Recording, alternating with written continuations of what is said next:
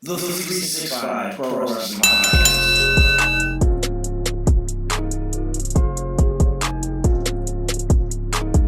Thank you, 365 Nation. We are 2 weeks old and we couldn't do this without you. I appreciate everyone who's sharing this, who's commenting on this, who's liking this, who knows that you can now find it on iTunes, Google Play, Spotify, YouTube, and lets other people know about it, because that's what we want to do with this.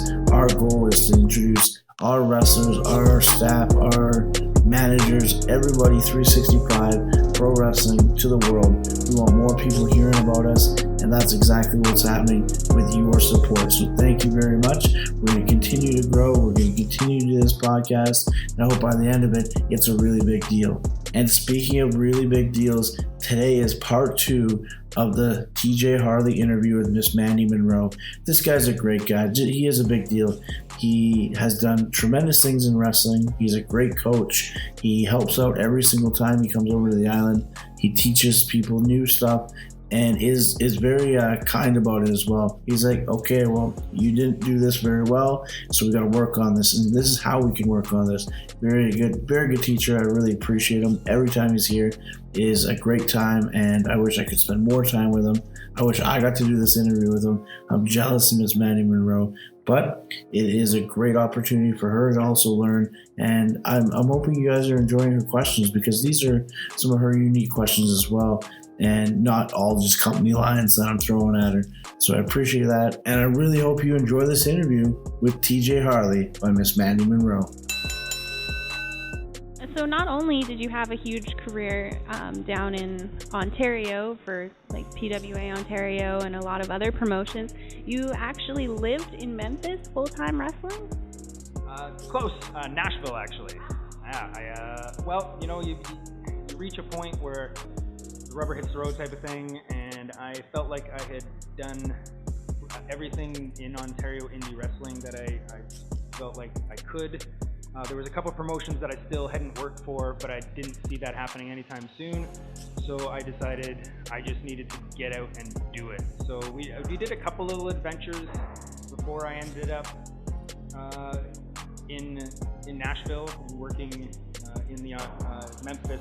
I guess it would be the Mid-South indie scene. A couple workers and myself went to California, to Santa Monica, to the New Japan Pro Wrestling Dojo. We took a car, and the three of us, and just asked them if we could stay there, and they said no. So we had to go stay at this lovely Santa Monica motel. There's a huge blood stain on the floor. Our neighbors were drug dealers. We got accosted by these gangsters. It was crazy, but it was cool at the same time. No one died, so that's good. And we learned a ton. I was learning what is understood now as strong style, but at the time, it's a Japanese style, so it's much different as far as the way it's presented. It's a lot more intensity, and I was happy to be part of that. I wanted to go to Japan, which is what I wanted out of it. It didn't happen through that, but I met some super cool people through it and got a great experience, and learned lucha libre as well. I happened to be there were some luchadors working out on a certain evening, and they did finally let us live there, which was nice of them. So we were there we were there for about 35 or 36 days until I ran out of money. I literally had $0. I ate Crunch Berry sandwiches, which is Crunch Berry cereal and bread. That's what I had. We were driving home, and I had $5 American. We went through Vegas on the way, and I went to nickel slots and just played nickel slots, and I think I won $8, which was great. It was a big prize. And then I was able to get breakfast in Nebraska, which was lovely. Wow. I had to bum money off my buddies the rest of the way, and I think I paid them back. I'm sure I paid you back, Bill. I'm sure. That was a cool experience. And then not long after that, with the success of TNA Wrestling and where they were at with their NWA promotion, and the success that Eric Young had seen with his spot there, I felt like I just needed to be there and to put myself in the position to succeed. So that's what I did. I just put everything I could into my 1993 tempo, and I jumped the border like a sneaky border jumper. And I almost got busted, actually. Funny story. I'm at the border, and I have my car full of like everything I own, which isn't very much. It's like wrestling tapes, pretty much. It's full of wrestling tapes, and yeah, right. And he didn't check my trunk, but I was like, oh, I'm bringing my, it was like kind of a believable story. I just told the border guy that I'm bringing the stuff down to my buddy who just moved down there, which was true. He did live there, and I was bringing some stuff for him, but it was mostly my stuff. And he was like, oh, can I check the trunk? I was like, oh, if you open that trunk, I might not be able to close it again. He's like, oh, okay, never mind. Oh, crap. So then he brought me into the special room. They pulled me over and stuff, and they're asking me questions. They're like, well, how do we know? Like, what do you do for a living? And I just made it up. I'm a landscaper. Like, okay, well, how do we know you're not gonna move down to Tennessee and start your own landscaping business? And I was like, oh, interesting. That's actually a good question. I was like, but if you think about it, like landscaping, and I'm bullshitting now. I was like, you make $12, $15 an hour in Canada. And he's like, huh? And I was like, I don't know how much, because I understand like a lot of Mexican fellows and people that come over the border from the south will do that job. I was like, how much do they get paid? And he's like, good point. Have a great day. And that was it. I was on my way. It's like a 20-hour drive, I think, or 18 hours or something, from where I live in Ontario. And, yeah, straight down I go and start all over. Living at a great friend of mine's house, who's in the business for a long time, as an announcer and in different positions through the internet, and really brought forth the internet in pro wrestling business. And he was nice enough to let me live at his place. So in the end, I ended up crashing there. I think I lived with Eric Young and Andy Douglas from the Naturals. I lived with them on their couch. And then I actually created a relationship with my new friend by dog sitting for him. He had a pug, a famous pug named Pug. And I was dog sitting, but the dog snores. I don't know if you've ever had a pug or heard a pug. They snore so loud. So I wouldn't let the dog sleep in the room with me. I was like, no. You can't sleep in the room with me, dog. You gotta go outside. Well, Pug was not cool with that. So she walked around the house and found the only thing in the house that smelled like me, which was a Sega Genesis. You might be too young to know what a Sega Genesis is, but it's an old video game system, and she pooped right in the middle of it. Just laid this 4-inch log right across it. Boom! Just gave me the business. She was so mad because I wouldn't let her sleep with me. Well, we became friends after that, and she sneezed on many steaks that I was trying to eat. That was her trick. She would try to eat my food by sneezing on it. I don't know, it's like an ownership thing that pugs do, but yeah, it was an awesome spot, and I rode a lot with guys like James Storm and other guys, fantastic guys like Chase Stevens, who is a phenomenal boy is born for the business. I can't say enough good things about him. He's a beast for the business. He does nothing but good. He understands it and promotes himself very well, and he's a fantastic worker. The other half of the Naturals with Andy Douglas. So yeah, I can't say enough nice things about Chase, and working with him was always a pleasure. Anytime I got to do that. So yeah, Nashville was a ton of fun. I was there for 7-8 years until I just couldn't handle it anymore. It's a different style. It's a different way of doing pro wrestling, and the talent pool there isn't what Ontario is. So it's not exactly what I was used to. So I was working with a lot of people that weren't as skilled as I hoped they would be, and it kind of ran me down a little bit. It made me a little bit tired of what I was doing, so I ended up here. Ended up in Powell River, British Columbia, amazingly enough, and lucky enough to have a previous relationship with Mike that we rekindled our pro wrestling love for each other, and he started bringing me over for these, which has been a phenomenal experience every time I go over. That's amazing. So what made you decide Powell River of all places? So funny enough, my wife's family pointed on a map. They literally just closed their eyes and pointed, and they're like, let's go here. They wanted to get out of Ontario and just be on the coast. So they didn't know anything about the coast, so they pointed, they came to Powell River, they drove overnight, and then took a night ferry there, or whatever, the late night ferry, so they didn't actually see anything in the daylight until the next morning, and then once they realized where they were in freaking paradise, so they're like, okay, we're staying. So around that time, I was moving to Nashville, and my wife was in school and wasn't in a position to do that. So at the time we weren't married, but I just told her, this is what I want to do. She's super understanding and worked with me on it. And it was like, go, do what you got to do. We did the long distance thing, which sucks and I don't recommend, but it worked for us. And then eventually she finished college and decided to move out to BC as well. And I think I almost broke her heart the first time I came out. It's so amazing here. And I was just like, I love it here, but I can't live here. And she was like, what do you mean? I was like, there's no pro wrestling. Like, there's just nothing going on. I'm going to lose my mind. I need to wrestle. Like, I was just at a point in my career where I needed to be working. And then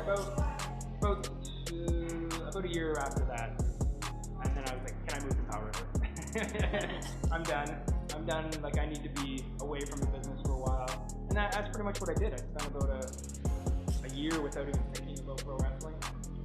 And I told myself when I was done with wrestling that I wasn't going to work out. I wasn't going to do anything. I'm not going to be in shape. I'm not going to work hard. I'm going to be lazy. I'm going to be so fat and useless. You guys will see.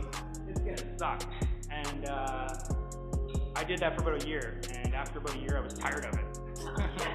And I was like, I don't want to be lazy anymore. I want to give her again. I want to have that feeling again of entertaining people and being part of a group and working together and creating something. And I discovered a lot about myself and how I create things, how the creation process works for me, and that was awesome. And now it helps me in creation of many more things that I like to do now, and many other ways that I spend my time now, which I think was awesome and it's part of growing up, really. It took me a while. It took me until I was like 34 years old to figure out who I am, really, and other than TJ Harley, the pro wrestler, right?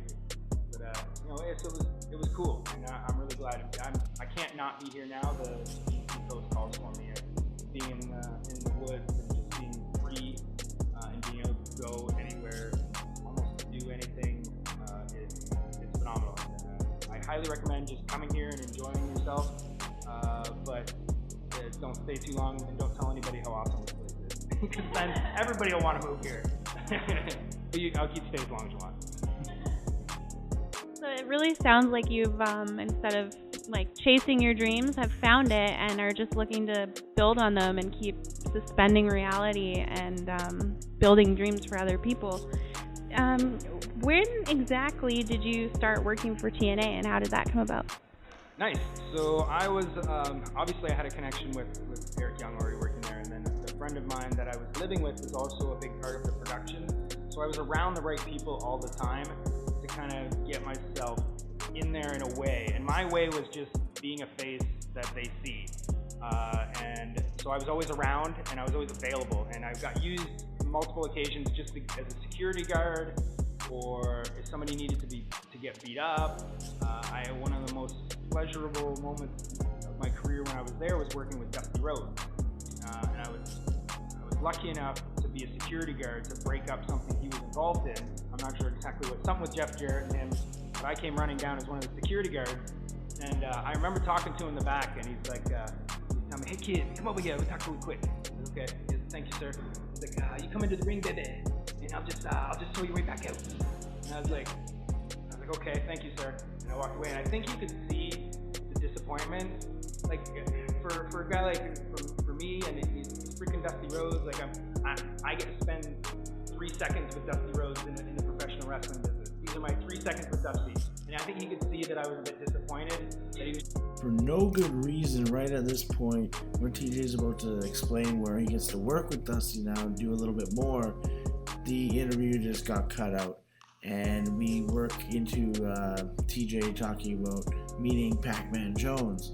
So I apologize for that. I have no idea why. It just flatlined. But he finished up his story. He got to do something amazing with Dusty. And now we're on to Pac-Man Jones. BG decided not to crush him, which he could have, but he was like, no, get out of here. Like, leave me alone. Just didn't want to be involved with it. It makes sense. He found 4 Canadian guys in an elevator. And we were like on the elevator with him. We know it's him. I don't think he recognized me from the previous week when we worked together. He didn't. To be fair, he was probably drunk. He'd had a few drinks. But anyway, I think Cody, a buddy of mine, he's like, hey, because Pac-Man wasn't wearing any shoes. He's in the elevator in the hotel and he's not wearing any shoes. And my buddy's like, hey, Pac-Man, where are your shoes? And he looks right at the 4 of us.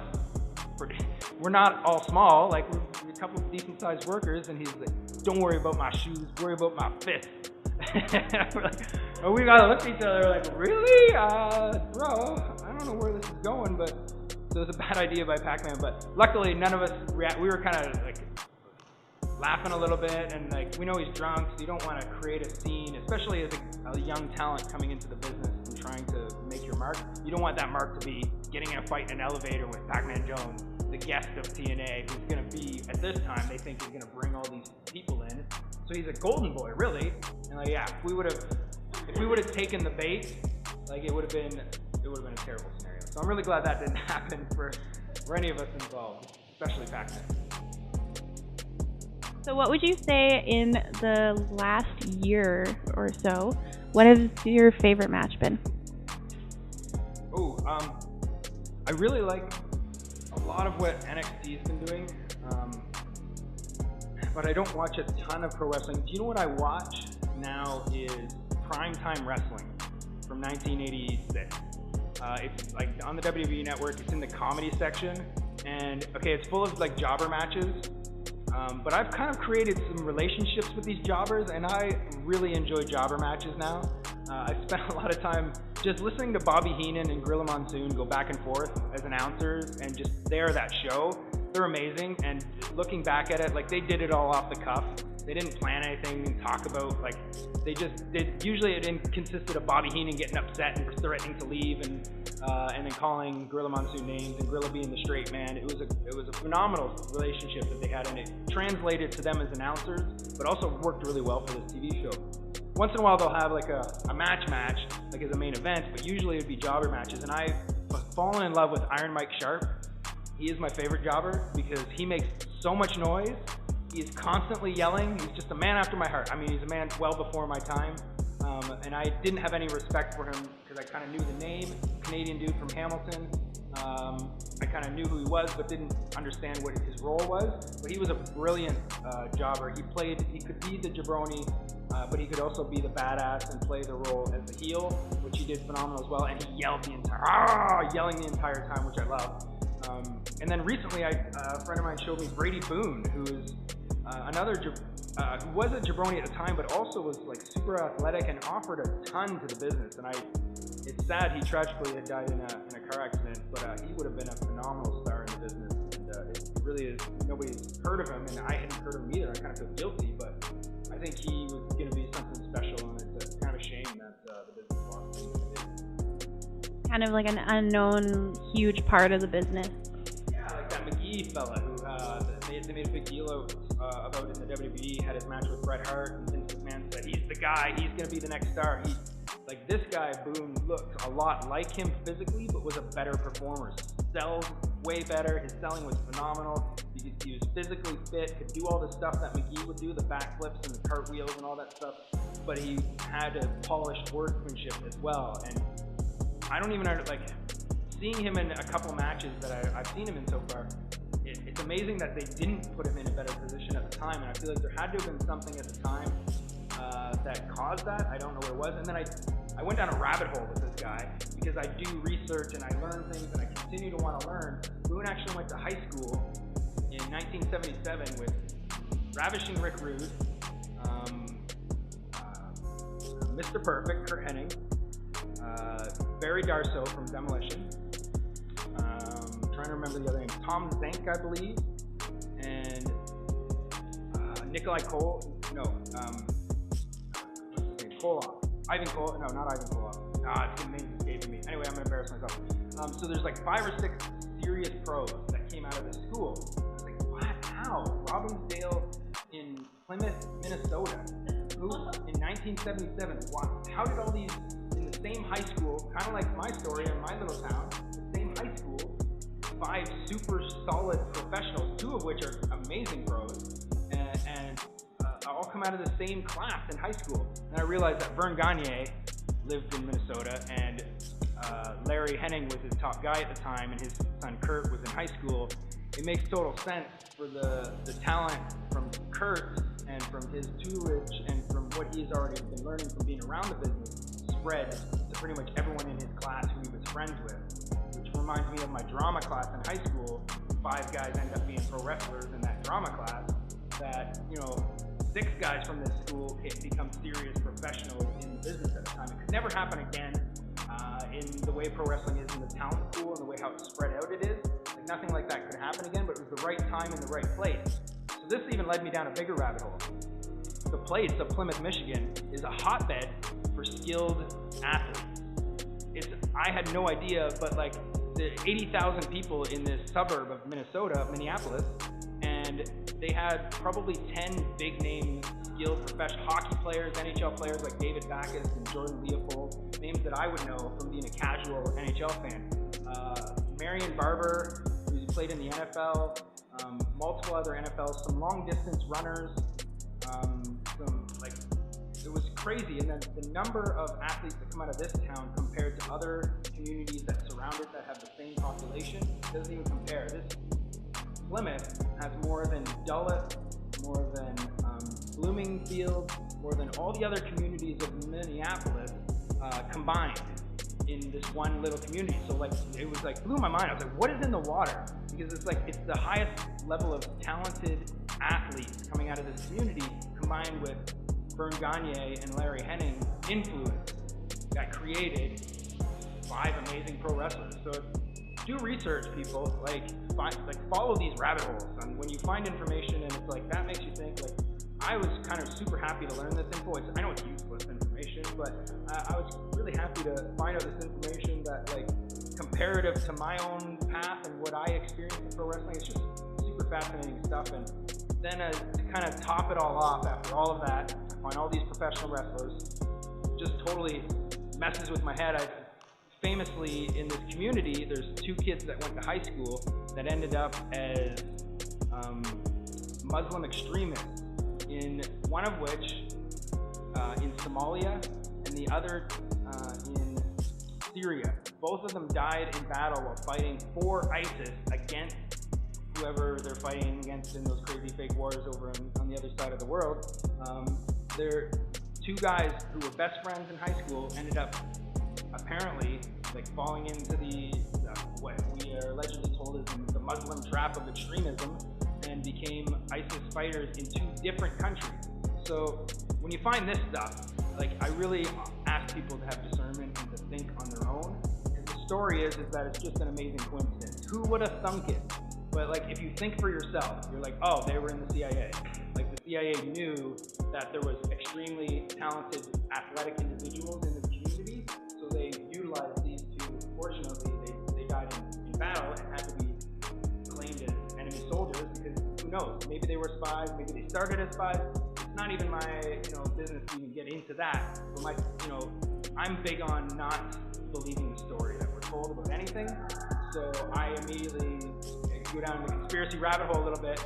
But like, that to me is logical, makes sense, and I personally think that's how that went down. But it's these things that you don't always know where you're gonna end up. But I can encourage everyone to use discernment, to think on their own, to challenge things when they're told, and not just appeal to authority. People nowadays are just so into I don't need to think for myself because somebody else already thought of that. I don't need to understand that. I don't need to look into that any further. I got a cell phone. It's got everything I need.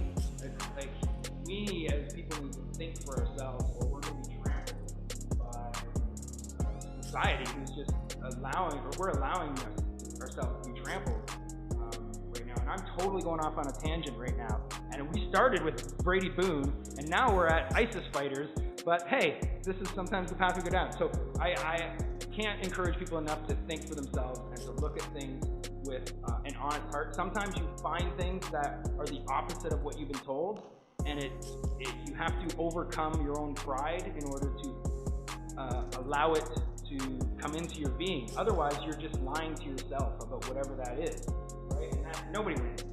Yeah, it's important definitely to look at things with an open mind and to follow down those bunny trails like you were saying, because then you end up with a more well-rounded perspective, and you can actually look into little things like coloring books, for instance, deeper than just what they are.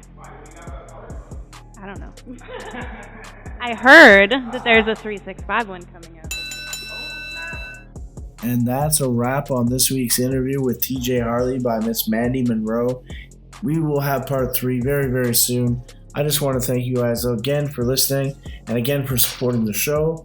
Remember, if you want tickets to our January 24th event in Kitchener, or our January 25th event in Guelph, you can buy those tickets today right online at 365prowrestling.com.